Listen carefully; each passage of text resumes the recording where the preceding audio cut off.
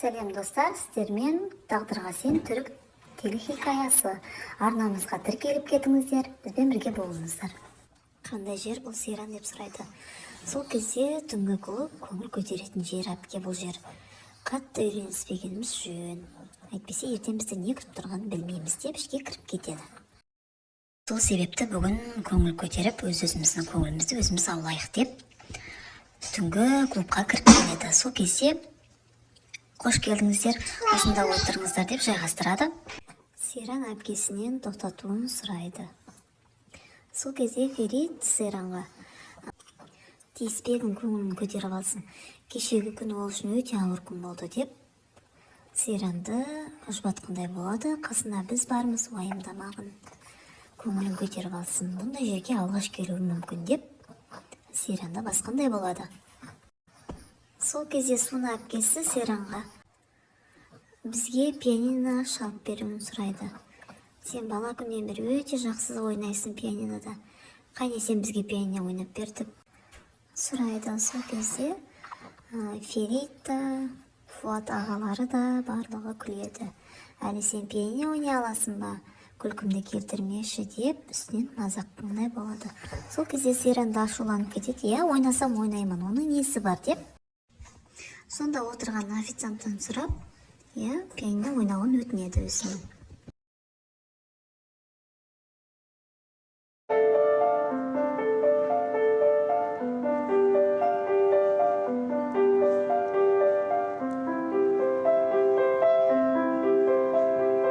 Ал Сейран әжетханаға шығып кеткен кезде Суна әпкесі Феритті биге шақырады.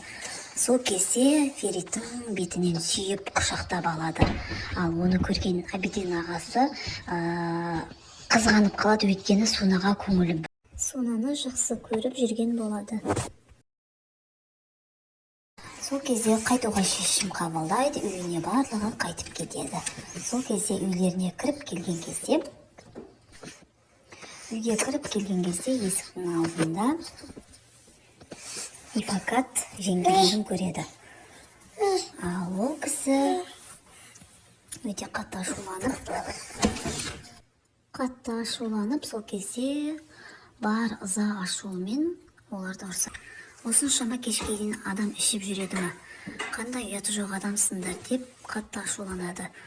Жас емессіңдер, үлкен болған кезде бұл істеген қылықтарың дұрыс емес. Сол кезде қатты ашуланып Сейранға қарап, сендер қандай үйде өскендеріңді білмеймін, ал бірақ біздің үйде ондайға жол жоқ деп Сейранның ашуына да тиеді. Сол кезде Сейран ұялғанынан қызарып, кешірім өтініп сұрайды.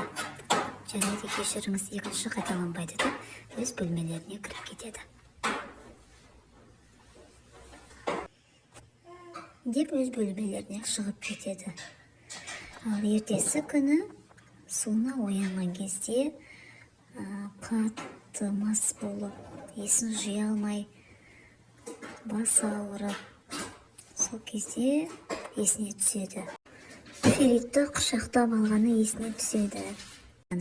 Өзі істен ұялып, қатты ыңғайсыз жағдайға түсіп тұрады.